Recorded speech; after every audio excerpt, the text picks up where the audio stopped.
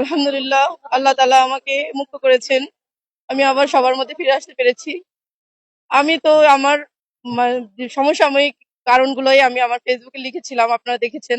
বিশেষ করে আমি বাচ্চাদের যে হামের সমস্যাটা নিয়ে, বর্তমানে তেলের সমস্যাগুলো নিয়ে আমি সমসাময়িক আজকে থেকে না, আমি ইউনূস সরকার বলেন, হাসিনা সরকার বলেন, সবার সময় আমি আমার ফেসবুকে লেখালেখি করি। আমি এগুলো নিয়েই আছি। এটা আমি আমাদের দেশকে ভালোবেসে করেছি।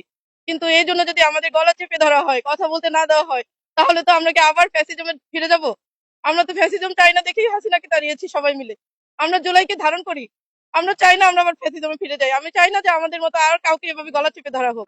আমাদের সরকারের কাছে এটাই আবেদন, আমাদের অন্তত কথা বলতে দেওয়া হোক, যাতে সরকার সঠিক পথে থাকে। সরকার যদি আমাদের কথা না শোনে, শুধুমাত্র তাদের দলের কথাই শোনে, তাহলে সরকার কখনোই সঠিক পথে থাকতে পারবে না। তাদের বিরোধী দলের কথাও শুনতে হবে, জনগণের কথাও শুনতে হবে।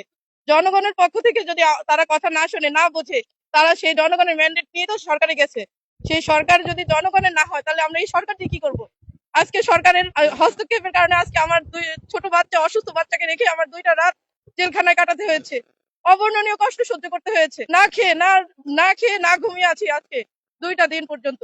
এই কষ্ট তো পাওয়ার জন্য আমরা এই সরকারকে নির্বাচিত করিনি।